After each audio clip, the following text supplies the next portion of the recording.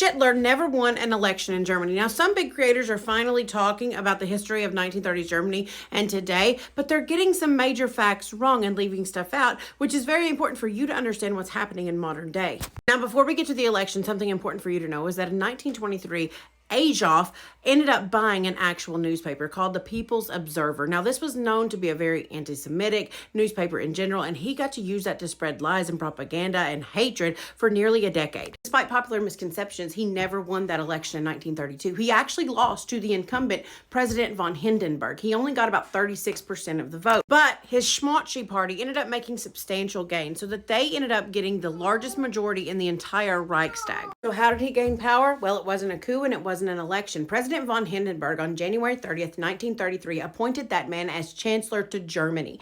And then on February 27th, 1933, there was what's known as the Reichstag fire, which he quickly used to his advantage to blame communists for the fire, even though there's no evidence that more than one man was actually responsible. But that was all they needed, thanks to having such a large majority in the Reichstag itself. And they quickly declared the Reichstag Fire Decree, which was the precursor to dictatorship. That decree in Germany suspended individual rights in the due process of law, restricted freedom of speech, freedom of press, and the right to assemble, allowed the government to arrest and imprison political opponents without charge, to dissolve political organizations, to suppress publications, and to override state and local law. And then March 1933, they passed the Enabling Act, and the rest is history.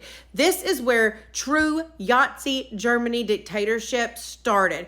This piece of legislation gave the government unlimited power. It allowed the chancellor to bypass checks and balances, and it set the stage for the education of Germany. Those parts of the story are absolutely critical for you to really understand the full weight of where we find ourselves here in modern day America. Because if you look at America's political parties, particularly those on the right, you will see a pattern that is similar to what they had in 1930s Germany.